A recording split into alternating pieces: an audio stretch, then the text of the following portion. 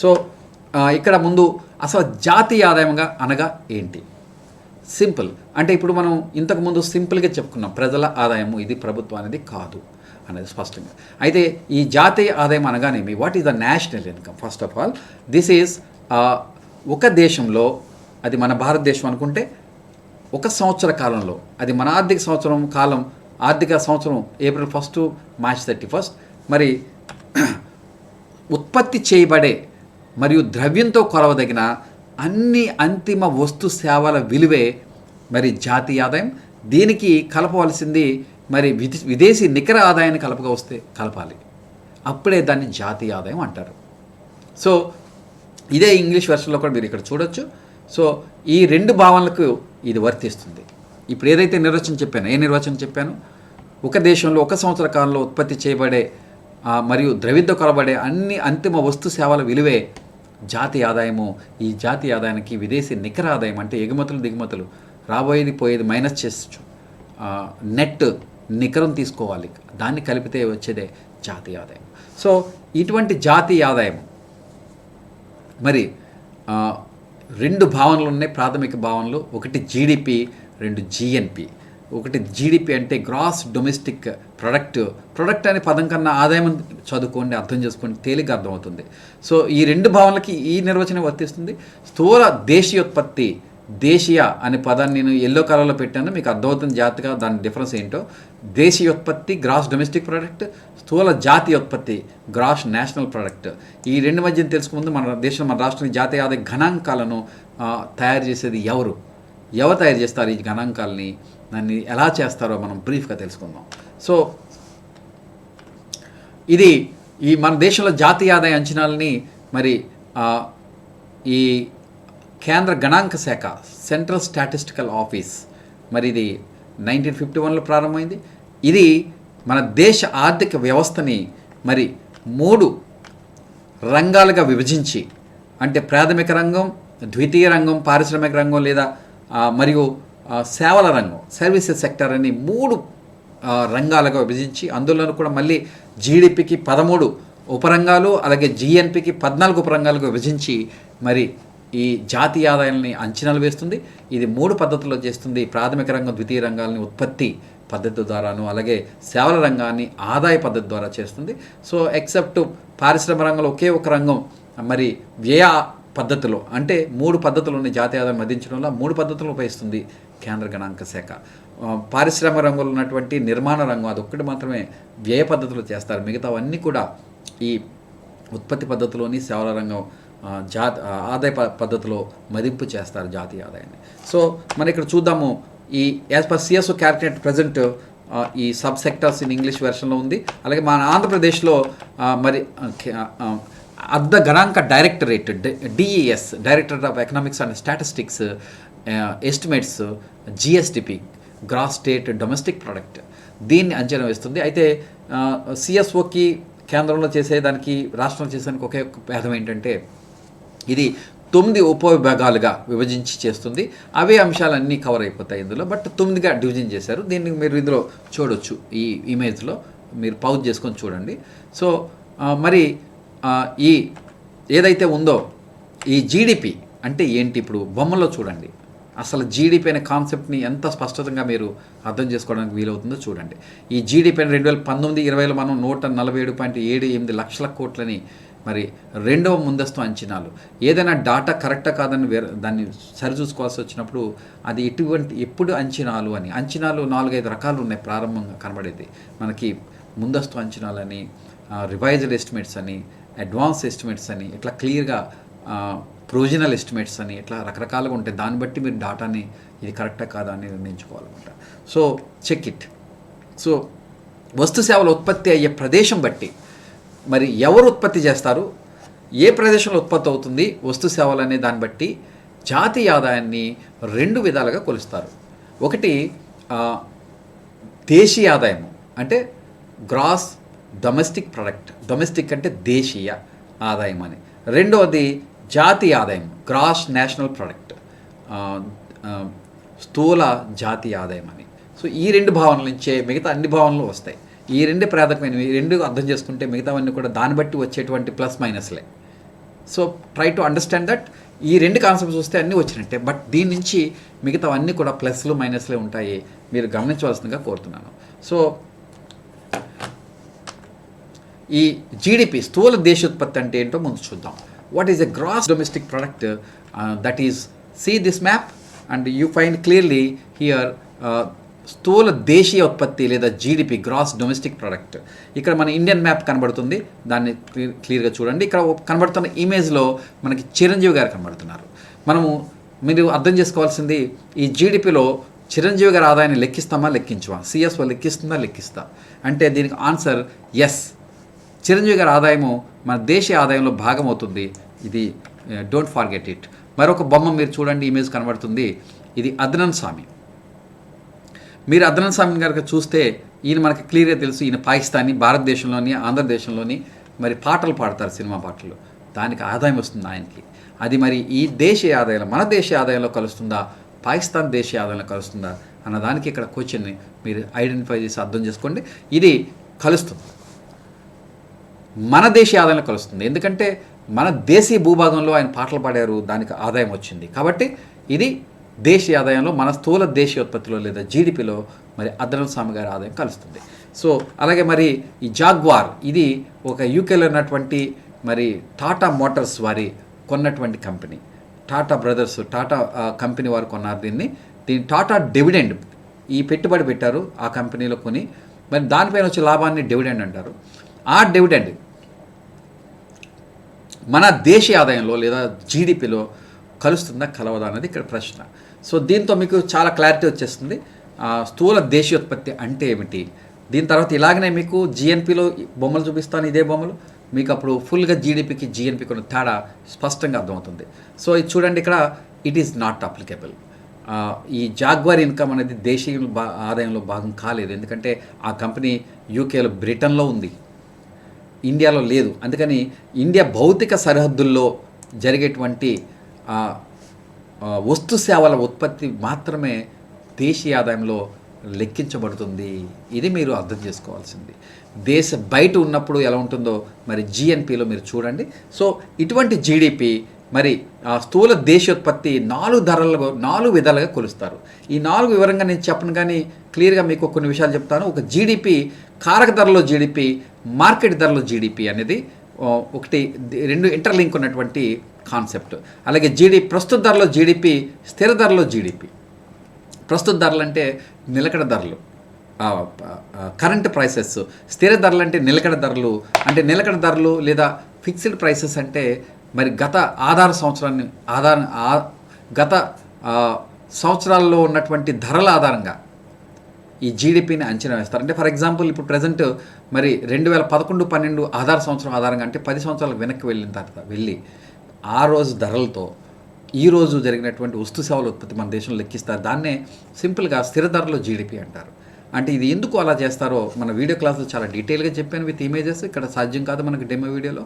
So అందులో మీకు క్లియర్గా ఈ ప్రస్తుత ధరలో, కరెంట్ ధరలో దీనికి ఉన్న తేడా ఏంటంటే ద్రవ్యోల్బణాన్ని తీసేసి, అంటే ధరల్లో పెరుగుదల నిజమైన పెరుగుదల కాదు.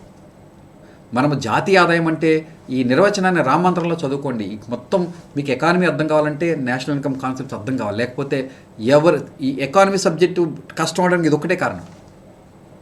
ఈ కాన్సెప్ట్స్ కనుక క్లారిటీ వస్తే, దీని తర్వాత పబ్లిక్ ఫైనాన్స్, ప్రభుత్వ విత్తం, ఈ డెఫిసిట్స్ అన్నీ క్లియర్గా అర్థమవుతాయి. ఇది అర్థం కాకుండా ఏది అర్థం కాదు. So that is very important. That's why I'm giving it freely, so for you are benefit. So ఈ స్థిర ధరలోకి ప్రస్తుత ధరలకు ఉన్న తేడా ఏంటంటే ఈ ద్రవ్యోల్బణాన్ని తీసివేసి లెక్కిస్తారంటే, ఎందుకు నిర్వచనం ఉంది, మనం అంతిమ వస్తు సేవల విలువ ద్రవ్యంలో కొలవడానికే ఒక ద్రవ్యాన్ని ఉపయోగించుకున్నాం. కానీ ద్రవ్యంలో విలువలు పడిపోవడం వల్ల వచ్చే వాల్యూని మనం నిజమైన జాతీయ సంపద కాదు, దేశీయ సంపద కాదు, ఆదాయం కాదు. వస్తు సేవల ద్వారా వచ్చేటువంటి ఉత్పత్తి ఆదాయము సంపదే, జాతీయ ఆదాయం తప్ప, దేశీయ ఆదాయం తప్ప. ధరల పెరుగుదల వల్ల వచ్చినటువంటి ఈ వాట్ ఈస్ కాల్డ్ సంఖ్యాపరమైనటువంటి విలువలు నిజమైనవి కావు. ఒక సంఖ్యాపరమైన విలువ నిజం కావాలంటే it must be supported by production of goods and services in that financial year. So let's see now ఈ 2019-20లో స్థూల దేశోత్పత్తి రెండవ ముందస్తు అంచనాల ప్రకారం ఇది ఫిబ్రవరి 28న ఇచ్చారు ఈ లెక్కలు. దీన్ని ప్రామాణికంగా తీసుకోండి. మళ్ళీ కొత్తవి వచ్చినప్పుడు, మళ్ళీ రివైజ్ వచ్చినప్పుడు ఇస్తాను. చివరి మెయిన్స్ ఎగ్జామ్ దాకా అప్డేట్ చేసి మీకు ఇస్తాను.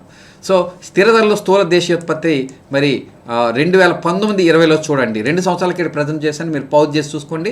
ఇది 146,83,835 కోట్లు.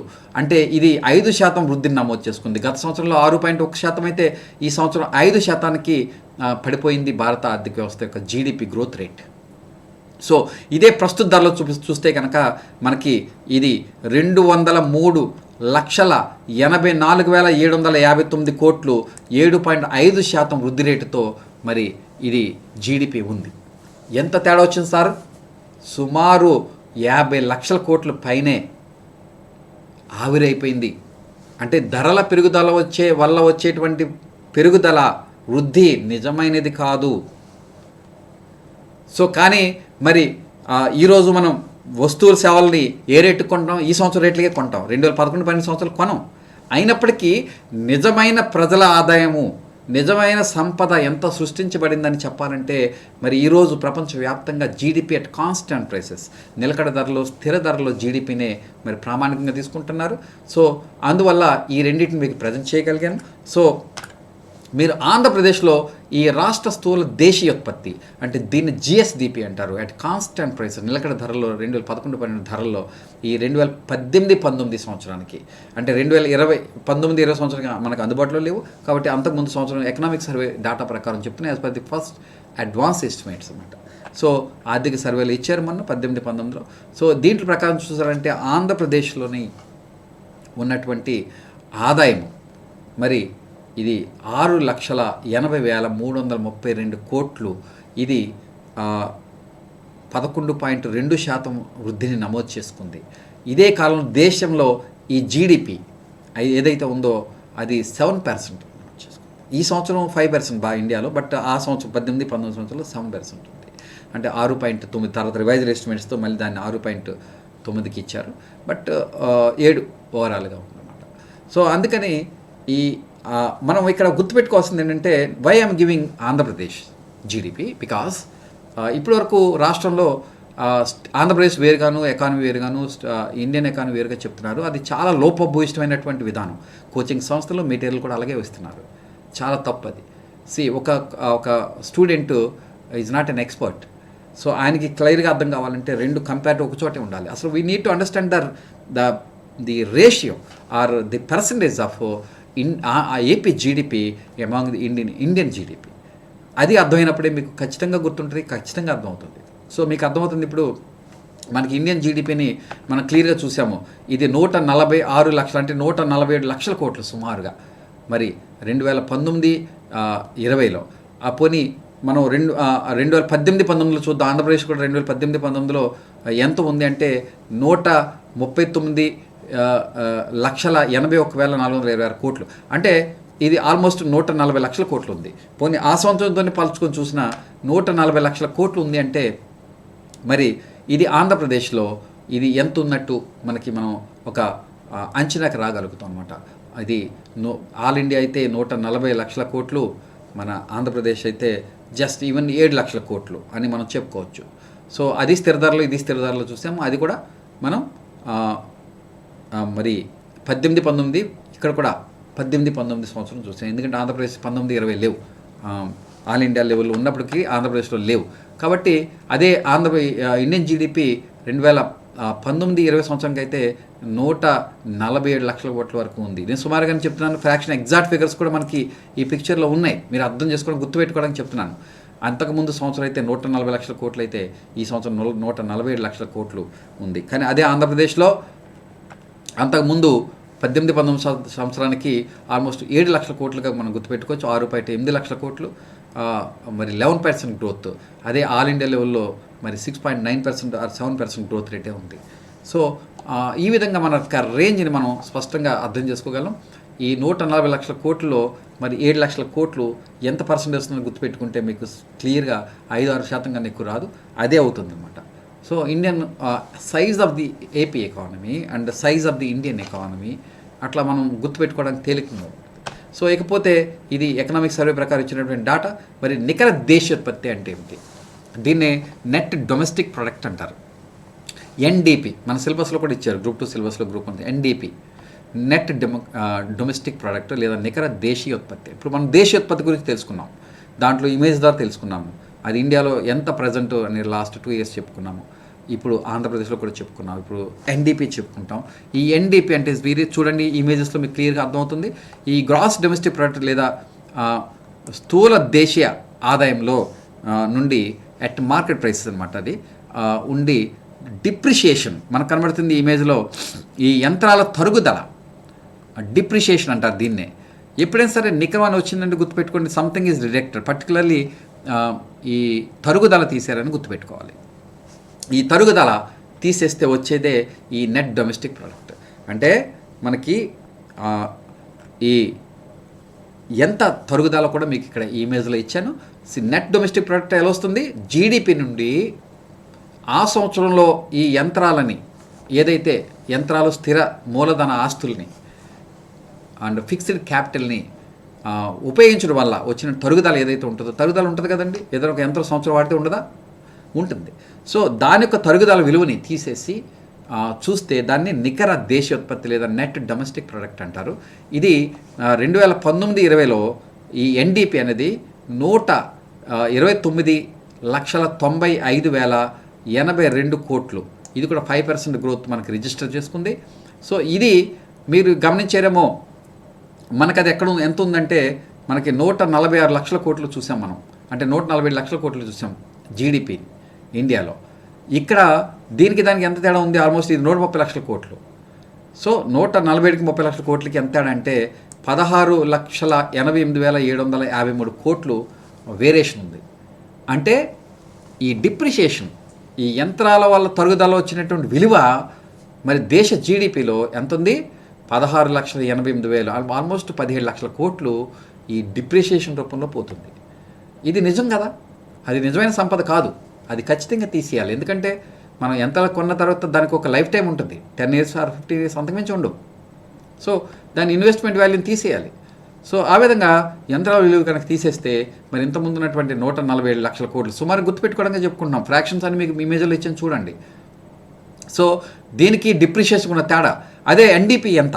మన భారతదేశ ఎన్డిపి అంటే అది 130 లక్షల కోట్లు. అంటే ఆల్మోస్ట్ 17 లక్షల కోట్లు, అంటే 16,88,753 కోట్లు డిఫరెన్స్ ఉంది. దీన్నే ఎన్డిపి అంటాం. సో ఇది లేటెస్ట్ డాటాని అన్వయించి ఈ బొమ్మలతో కాన్సెప్ట్తో మీకు తెలియజేస్తున్నాను. So what is a gross value added? Very very most important, ఖచ్చితంగా ఎగ్జామ్లో అడగబోయేటువంటి కాన్సెప్ట్ అండి. What is gross value added? GVA అంటాం దీన్ని తెలుగులో కలపబడిన లేదా చేర్చబడిన స్థూల విలువ. This concept is very very unique.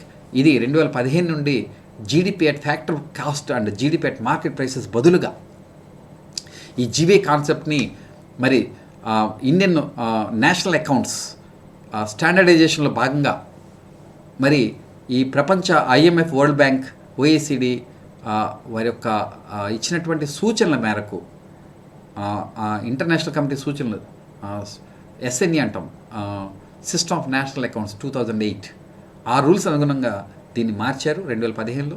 అప్పటి నుంచి ఈ జీడిపి అట్ ఫ్యాక్టర్ కాస్ట్ తీసేసి జీవీఏ అట్ బేసిక్ ప్రైసెస్ అనేది ఇస్తున్నారు. అసలు జీవీఏ అంటే ఏంటి? కలపబడిన లేదా చేర్చబడిన స్థూల విలువ అంటే. దీన్ని కూడా బొమ్మలో చూడండి మీరు. సో ఇందులో మనకి చూడండి క్లియర్గా అర్థమవుతుంది. ఒక ఎగ్జాంపుల్ తీసుకొని మనం ఇక్కడ చెప్తున్నాము. ఇందులో మనకి ఫస్ట్ చూడండి 3 ప్రతి వస్తు సేవకి అది అందించడానికి కొన్ని దశలు ఉంటాయి. ఒక వస్తువు దగ్గర 2 ఉండొచ్చు, 3 ఉండొచ్చు, 30 కూడా ఉండొచ్చు. బట్ ఇక్కడ మనం ఒక 3 దశల్లో దీన్ని విశ్లేషిస్తున్నాం. ఇప్పుడు ఒక ఒక కారు తయారు చేయడానికి నానో కారే అవసరం లేదు. తయారు చేయడానికి ఫర్ ఎగ్జాంపుల్ ముడిసరిగ్గా ముందు ఐరన్ ఓర్ కొంటారు అనుకున్నాం.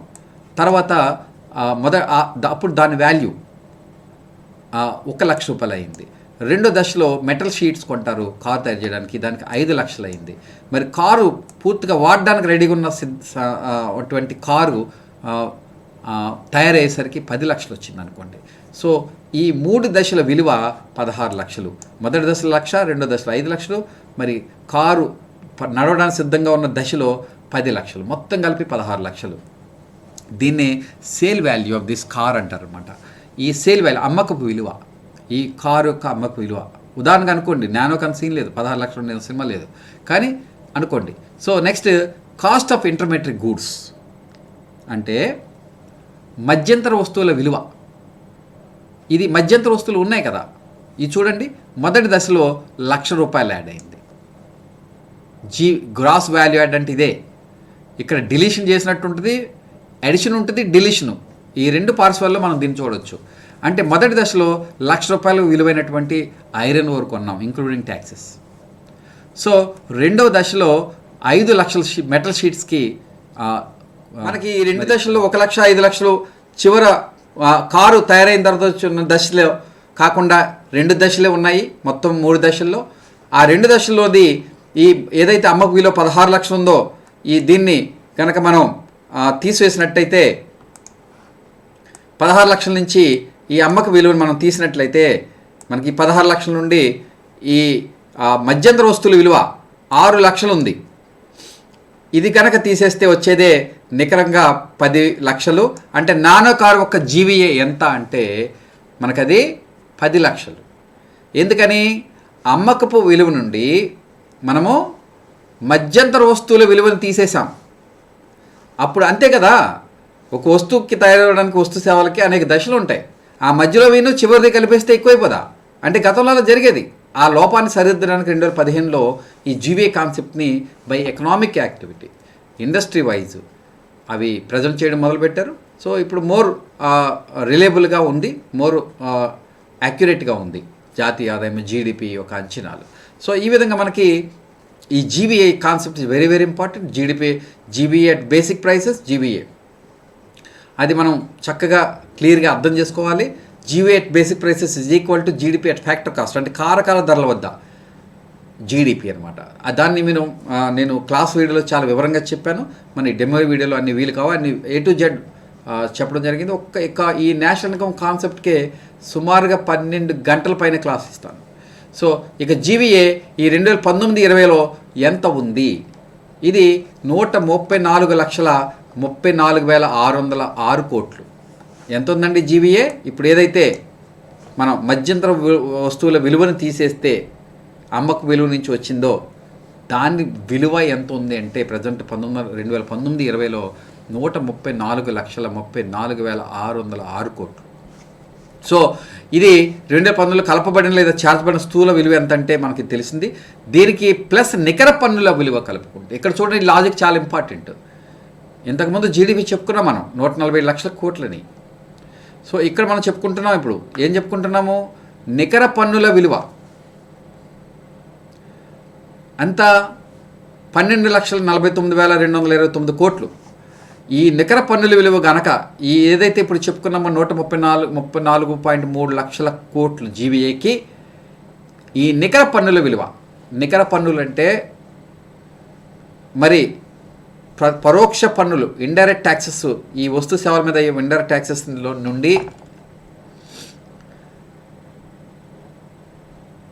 సబ్సిడీల విలువ కనుక తీసేస్తే నికర పన్నుల విలువ వస్తుంది. అది ఎంత అంటే మరి నికర పన్నుల విలువ 12,49,229 కోట్లు. ఈ 12.5 లక్షల కోట్లని ఈ జీవీఏకి కలిపితే, ఇక్కడ ప్లస్ అనే సింబల్ ఇచ్చాను చూడండి, జీవీఏ కలిపితే ఏమొస్తుంది చెప్పాలి వెంటనే, అది జీడిపి వస్తుంది, స్థూల దేశీయ ఉత్పత్తి. సో దీన్ని బట్టి మీకు క్లారిటీగా వస్తుంది జీడిపికి జీవీఏకి ఉన్న రిలేషన్ ఏంటి. జీవీ అట్ బేసిక్ ప్రైసెస్లో మనకి పన్నులు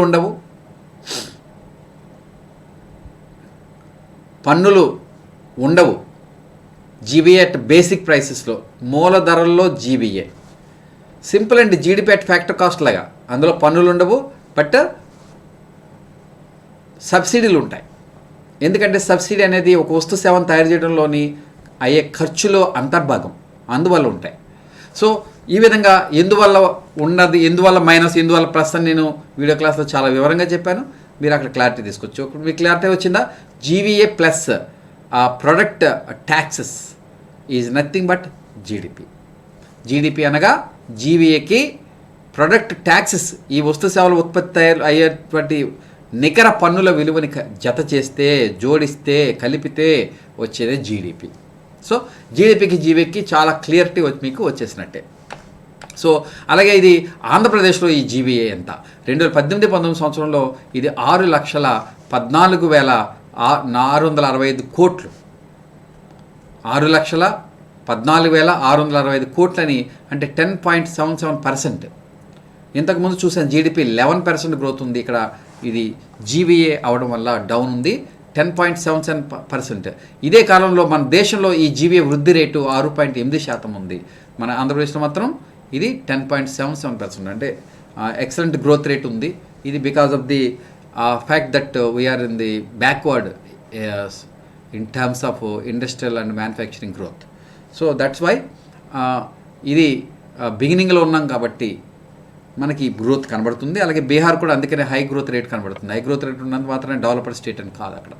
సో ఇది సోర్స్ ఆఫ్ ఎకనామిక్ సర్వే 18-19 తీసుకున్నాం మనం. అలాగే ఇప్పుడు let's come to the another basic important concept that is GDP, GNP, gross national product, gross national income.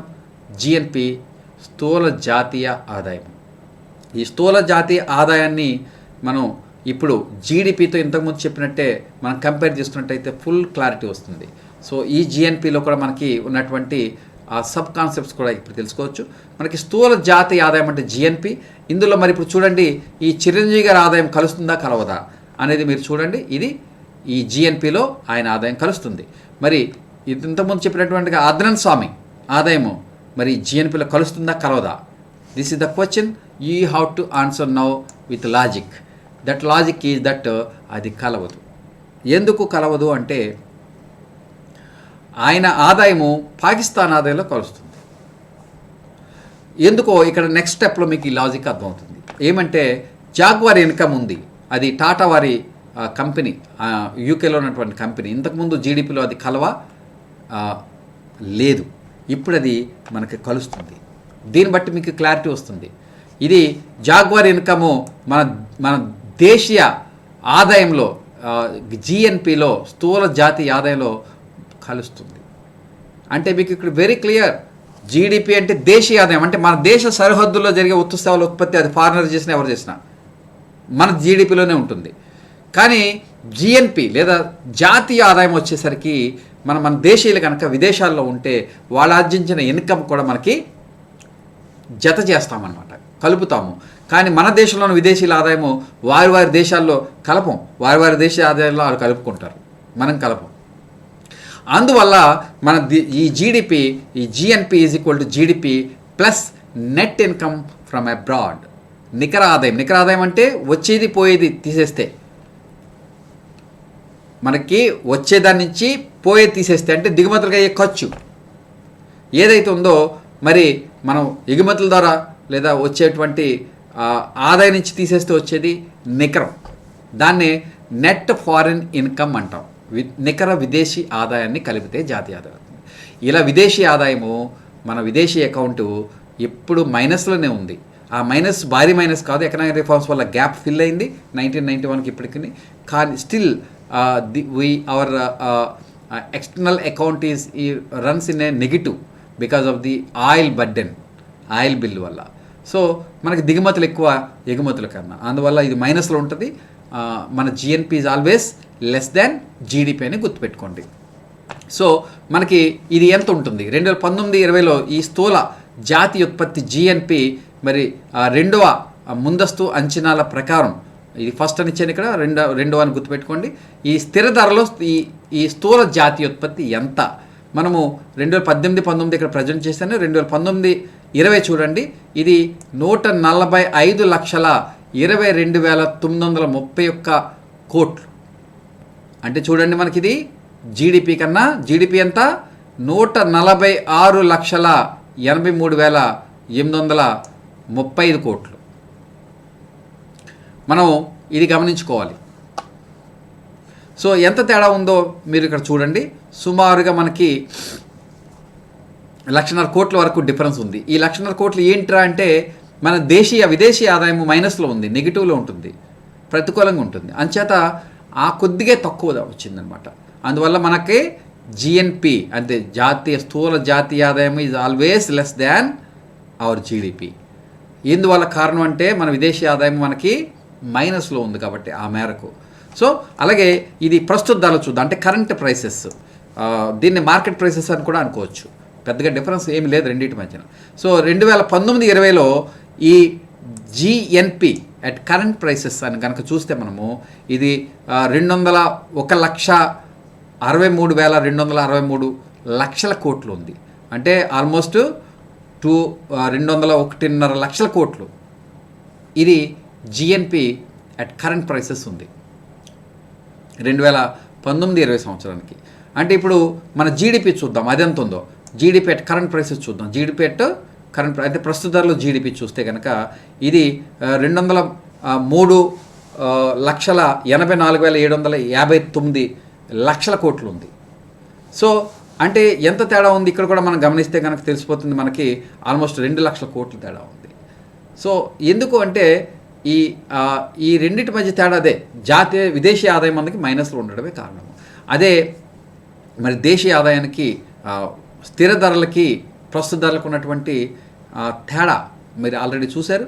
ఇక్కడ స్థిర ధరల్లో మరి మనకి 145 లక్షల కోట్లు ఉంటే మరి ప్రస్తుత ధరలో అది 204 లక్షల కోట్లు ఉంది. అంటే ఈ మధ్యన ఉన్నటువంటి ఏదైతే ఉందో 147కి 204 లక్షల కోట్లకి ఉన్న డిఫరెన్స్ ఏదైతే ఉందో అది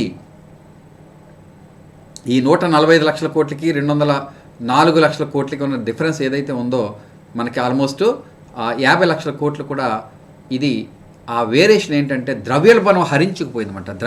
అంటే ధరల్లో పెరుగుదల అది నిజం కాదు కాబట్టి తీసేశారు. తీసేస్తే మనకి స్థిర ధరలో తక్కువ ఉంది 50 లక్షల కోట్లు, మరి ప్రస్తుత ధరలో ఎక్కువ కనబడుతుంది. So that is the difference. And now let us see నికర జాతీయోత్పత్తి అంటే ఏమిటి. ఇది కూడా very very important concept. It is a sub concept of the GNP. So దీన్నే రియల్ నేషనల్ ఇన్కమ్ అంటాం. నిజ జాతీయ ఆదాయం అంటే ఏమిటి, చాలాసార్లు ప్రశ్న అడిగాడు. ఈ నిజ జాతీయ అనే దానికి క్వశ్చన్కి ఆన్సర్ చేయాలంటే ప్రాక్టీస్ చేయాల్సిందే. ఈ జాతీయ ఆదాయ భావనకు సంబంధించి ప్రాక్టీస్ చేయకపోతే ఎంత తెలుసుకున్నట్టే ఉంటుంది, కానీ మీరు పెట్టేటప్పుడు తప్పులు పెట్టేస్తారు. ఆప్షన్ అడిగేవాడు కనుక, క్వశ్చన్ ఫ్రేమ్ చేసేవాడికి కనుక సబ్జెక్ట్ నాలెడ్జ్ ఉంటే మిమ్మల్ని తికమక పెట్టేస్తాడు. So take care. ఈ సబ్జెక్ట్ వరకు, ఈ కాన్సెప్ట్ వరకు నేషనల్ ఇన్కమ్ అన్ని కాన్సెప్ట్ ప్రాక్టీస్ చేయాల్సిందే. నేను అందుకే వెంటనే ఇన్స్టాంట్ టెస్ట్ ఇస్తున్నాను, అలాగే దీనికి practice test high level questions ఇస్తున్నాను. ఈ నికర జాతీయోత్పత్తి అంటే ఏమిటి, రియల్ నేషనల్ ఇన్కమ్ అంటే ఏంటో చూద్దాం ఇప్పుడు. సో ఇది కూడా బొమ్మల రూపంలో చూద్దాము. గ్రాస్ నేషనల్ ప్రొడక్ట్, స్థూల జాతీయ ఆదాయము, ఇక్కడ దేశీయ ఆదాయం పడింది. సో ఇక దానికి మధ్యలో డిప్రిషియేషన్ తీసేస్తే, ఇంతకుముందు మనం ఎన్డీపీకి చూసాం నికర దేశీయోత్పత్తికి, అలాగే డిప్రిషియేషన్ కనుక తీసేస్తే మనకి net national product at market prices వస్తుంది. దానికి మనం ఏమేమి తీసేస్తే ఎన్ఎన్పి వస్తుందో చూడాలి, నికర జాతీయ ఆదాయం వస్తుందో చూడాలి. సో ఏదైతే ఈ తరుగుదల, యంత్రాలపై తరుగుదల విలువను తీసేస్తే మనకి నికర జాతీయ ఆదాయము ఎక్కడ మార్కెట్ ప్రైసెస్ లేదా ప్రస్తుత ధరలో వస్తుంది. దాని నుండి ట్యాక్సెస్ తీసేసి మైనస్ చేసేసి సబ్సిడీస్ కన్నా కలిపితే, ఎందుకు తీయాలి ఎందుకు కలపాలో లాజిక్ కూడా చాలా క్లియర్గా చెప్పాను వీడియో క్లాసెస్లో, అది చూడండి మీరు. అక్కడ దీని కనుక చేస్తే మనకు వచ్చేది ఎన్ఎన్పి అట్ ఫ్యాక్టర్ కాస్ట్, కారక ధరల్లో నికర జాతీయ ఆదాయం. దీన్నే మనము నిజమైన జాతీయ ఆదాయము, రియల్ నేషనల్ ఇన్కమ్ అంటారు. ఒక్కొక్కసారి జీడిపి అట్ ఫ్యాక్టర్ కాస్ట్ని కూడా నిజ దేశీయ ఆదాయం అంటారు. అలాగే జిఎన్పి అట్ ఫ్యాక్టర్ కాస్ట్ నిజ, కానీ ఈ రెండు ఆప్షన్స్ ఉన్నప్పుడు ఇది ఎన్ఎన్పి అట్ ఫ్యాక్టర్ కాస్ట్, నికర జాతీయ ఆదాయము, కారక ధరల్లో నికర జాతీయ ఆదాయాన్ని రియల్ నేషనల్ ఇన్కమ్ అనాలి. సో అందుచేత ఈ లాజిక్ మీరు గమనించినట్లయితే మనము ఈ జిఎన్పిలో మనం ఏమేమి తీసేస్తున్నాము, జిఎన్పి అట్ మార్కెట్ ప్రైసెస్ నుంచి ఫస్ట్ తీసేది తరుగుదలను తీసేస్తున్నాం, తరుగుదల విలువని. ఆ తరుగుదల విలువ ఎంతో ఇందాక చూపించాను మీకు. దానికి మళ్ళీ పన్నులు తీసేస్తున్నాం, పన్నులు తీసి సబ్సిడీల విలువ కలుపుతున్నాం. ఎందుకు సబ్సిడీల విలువ కలుపుతున్నాం అంటే ఈ ఎన్ఎన్పి అట్ ఫ్యాక్టర్ కాన్సెప్ట్ ద్వారా మనం అర్థం చేసుకోవాల్సింది ఒకటే, అసలు సిసలైన ఆదాయం ఏది, అది తెలుసుకోవడానికే ఈ ప్లస్లు మైనస్లు, అంతకుమించి ఏం లేదు. రియలెస్ట్ ఆఫ్ రియల్ ఇన్కమ్, నిజమైన సంపద, కష్టించి సంపాదించిన సంపద ఏదని తెలుసుకోవడానికి వచ్చినటువంటి కాన్సెప్ట్స్ ఇవి. So NNP at factor cost ఇది ద రియల్ నేషనల్ ఇన్కమ్. దీంట్లో రెండు తీస్తున్నాం, ఒకటి తరుగుదల తీసేస్తున్నాం, రెండు పన్నులు తీసేసి సబ్సిడీలు కలుపుతున్నాం. అప్పుడే net national income at factor cost వస్తుంది. దీన్నే మరి మనకి UNDP, United Nation Development Programme, NNP at factor cost divided by population చేస్తుంది. దీన్నే ఈ ఇన్కమ్ క్రైటీరియాగా తీసుకుంటున్నారు, మన మానవ అభివృద్ధి సూచీలో ఉపయోగిస్తున్నారు అన్నమాట. దీన్ని ఆ పెర్ క్యాపిటా జిఎన్పిని చూస్తున్నారన్నమాట. సో ఆ విధంగా పెర్ క్యాపిటా జీడిపిని చూస్తున్నారు ఈ యుఎన్డిపి వారు. ఈ కాన్సెప్ట్ అర్థం చేసుకోవాలి. పెర్ క్యాపిటా అనగానే మరి దాన్ని ఎలా చూస్తారనేది కూడా దాని వివరంగా చెప్తాను, దాంట్లో వివరంగా. అది కూడా లాజిక్ చాలా ఉంటుందన్నమాట. జిఎన్పి పెర్ క్యాపిటా ఇన్కమ్ అంటే national income by total population. ఈ టోటల్ పాపులేషన్ కూడా మన ఇష్టం వచ్చిన డివైడింగ్ చేయడం కుదరదు. ఒక సంవత్సర కాలంలో 6 నెలల సంవత్సర కాలంలో ఎంత జనాభా ఉందో, ఎందుకంటే పాపులేషన్ అనేది ఇట్స్ డైనమిక్. ఇవాళ ఒకడు పుడతాడు, రేపొద్దున 10 మంది పుడతారు, అట్లా పెరుగుతూ పోతుంటారు. అందుకనే ఏదో ఒక ప్రమాణం తీసుకున్నారు. ఆ ప్రమాణం ఏంటంటే mid year size of the population. అంటే ఆ సంవత్సర కాలంలో 6 నెలలు అయిన తర్వాత ఎంత జనాభా ఉంటే ఆ జనాభాతో పెర్ క్యాపిటా డివిజన్ చేస్తారన్నమాట, విభజిస్తారు మొత్తం జాతీయ ఆదాయాన్ని. So that is called NNP, per capita NNP at factor cost. So let's now see this. 2019-20లో నికర జాతీయోత్పత్తి ఎంత? ఈ నికర జాతీయోత్పత్తి ఎంత అంటే 128,34,178 కోట్లు. ఇది 5% గ్రోత్ రేటు నమోదు చేసుకుంది. మరి నిజ జాతీయోత్పత్తి ఆదాయము మనకి 128,34,178 కోట్లు. ఇదంతా లక్షల కోట్లోనే ఇచ్చానండి, డోంట్ ఫర్గెట్ ఇట్. 128.34 లక్షల కోట్లు అని అర్థం అనమాట. సో దీనికి మనకి జాతీయ ఆదాయాన్ని ఎలా కొలుస్తారు అంటే, మరి ఈ జాతీయ ఆదాయాన్ని ఇంతకుముందే నేను బ్రీఫ్గా చెప్పాను, చాలా వివరంగా చెప్పాను మన వీడియో క్లాసెస్లో. జాతీయ ఆదాయాన్ని ఎలా కొలుస్తారు, కేంద్ర గణాంక శాఖ 2015లో తీసుకొచ్చినటువంటి మార్పులు ఏంటి, జాతీయ ఆదాయాన్ని మదించడంలో మరి ఎటువంటి మార్పులు తీసుకొచ్చింది అన్నవన్నీ వివరంగా నేను ఇచ్చాను. How CSO measuring Indian national income, what are the its methods with images, బొమ్మల్లోనే చూపించాను జాతీయ ఆదాయం మొత్తం అనేది ఈ వీడియో క్లాసెస్లో. What changes are made by CSO in 2015. This very very important. ఇది ఖచ్చితంగా రాబోయే రేపొద్దున సివిల్స్ కావచ్చు, గ్రూప్ 1 కావచ్చు, గ్రూప్ 2 కావచ్చు, ఖచ్చితంగా క్వశ్చన్ వస్తుంది. మదింపు చేసిన విధానం తీసుకొచ్చిన మార్పుల మీద కావాలంటే మీకు చూపిస్తాను. అవన్నీ నేను ఈ వీడియో క్లాస్లో చాలా వివరంగా తీసుకొచ్చినటువంటి మార్పుల్ని అన్నీ చర్చించాను.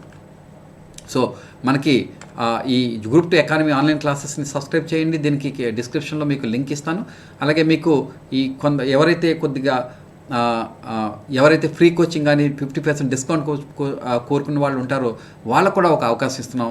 మీకు కనబడుతున్న బిల్డింగ్ ఇది our new AC campus, located at opposite railway station Rajahmundry. ఇది గోదావరి గట్టు పైన ఉన్నటువంటి సుందర దృశ్యాలతో ఉంటుంది. ఇది ఫుల్ ఏసీ క్యాంపస్ ఇక్కడ పెట్టడం జరిగింది. మరి రాబోయే సంవత్సరంలో అన్ని న్యూ క్యాంపస్ బ్యాచెస్ అన్నీ ఇక్కడే ప్రారంభమవుతాయి. ఇక్కడ full high technology, digital class rooms, hostels with attached library, ఈ విధంగా డిజైన్ చేసి కట్టడం జరిగింది. సో ఒక best I can say in the entire state of Andhra Pradesh this is the best inbuilt facilities కలిగి ఉన్నట్టుది ఐఏఎస్ ఎగ్జామినేషన్ కానీ నేను ధైర్యంగా చెప్పగలను. ఎందుకంటే నాకు ఈ పర్సనల్ ఓన్ ఎక్స్పీరియన్స్, ఏ విధంగా ఉంటే ఎటువంటి వాతావరణం ఉంటే విజయం సాధిస్తారో తెలుసు. అటువంటి వాతావరణం క్రియేట్ చేయడం కోసం ఇటువంటి నిర్మాణం చేయాల్సి వచ్చింది. సో ఆ విధంగా మీకు అన్ని రకాల సదుపాయాలు ఉంటాయి. సో నేను ఇది ఎందుకు తెలియజేస్తున్నానంటే, మీరు ఫ్రీ కోచింగ్ కానీ డిస్కౌంట్ కానీ ఎక్కువగా పొందాలనుకుంటే ఎవరైనా సరే మరి 50% డిస్కౌంట్ ఓన్లీ మనం పంచాయతీ సచివాలయం, గ్రామ సచివాలయం, వార్డు సచివాలయం మరియు వాలంటీర్స్కి మాత్రం ఇచ్చాం. సో ఇంకా ఎవరైనా మిగతా వాళ్ళు కాని వాళ్ళు పొందాలంటే మీరు కొంత ఈ ఏదైతే అకాడమీ ఈరోజు 2013లో మనం కోచింగ్ ఇన్స్టిట్యూట్ స్టార్ట్ చేసాం. మరి అబ్దుల్ కలాం స్ఫూర్తితో 5,000 మంది ఉద్యోగులు తయారు చేయడం స్టార్ట్ చేసాం. ఇప్పుడు అకాడమీ స్టార్ట్ చేస్తున్నాం, మరొక 5,000 మందిని తయారు చేయాలని.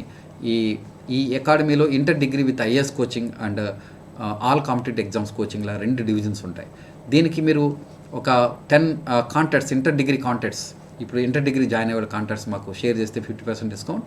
అలాగే ఒక 10లో ఒక్కరు జాయిన్ అయినా మీరు చెప్పి మీరు ప్రమోట్ చేయొచ్చు, లేకపోతే మీరు లేకపోయిన పని ఆ 10 మందిలో ఒకరు జాయిన్ అయితే మీకు ఫుల్ ఫ్రీ వస్తుంది. ఎవరైతే ముందు డబ్బులు కట్టి సబ్స్క్రైబ్ అవుతారో వాళ్ళకి వెనక్కి ఇస్తాం డబ్బుని. So thank you. Stay with me, like and share and subscribe this our channel, and also share this video to all your friends, and don't miss if you really want, you are serious about your winning civil services group 1 group 2, don't forget this opportunity we are giving. మేము challenge చేస్తున్నాము, మేము గతంలో challenge చేసిన video courses online test series start చేశాను rural డెవలప్మెంట్లో. నేను 110 ఇస్తాను, 110 కన్నా ఎక్కువ ఇచ్చాను. సో మీరు ఎవరినైనా అడగండి, ఆల్రెడీ విన్నర్స్ని మా ఆన్లైన్ సబ్స్క్రైబ్ చేసిన వాళ్ళని మీకు తెలుస్తుంది. సో ఈ విధంగా stay home, be safe, wish you great success, all the best, and thank you all. Thank you.